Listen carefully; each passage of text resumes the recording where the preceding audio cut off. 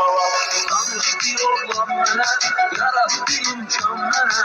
Olur keçənlərindən, əzablı günlərindən. Bir qızın həyatından, bəmli əhvalatından.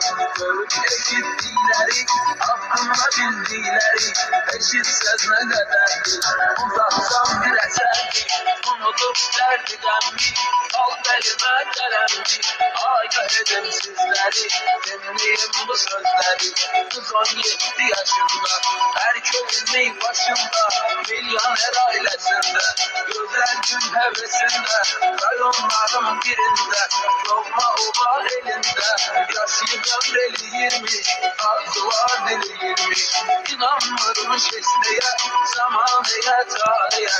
Yok bacısı kardeşi, yokmuş yüreği sirdaşı. Seher gidip mektebe, günahlardaydık eve.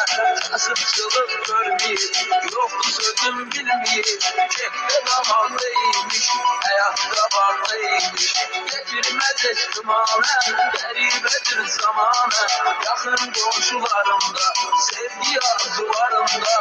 Namusu kiriyetiyle, temiz müebbetiyle. Bilmez yokul eğer sizin sevir gözü kadar ki. Doğursa bir kasası bu bir buna anası. Bir bakayım başımıza, evli düşür başımıza. O kız beğenmez bizi, çoktur onun kaprizi. Atasında bul param, onlar ara biz ara. Görürem divane sen, atamdan nişane sen. Bu sevgi bir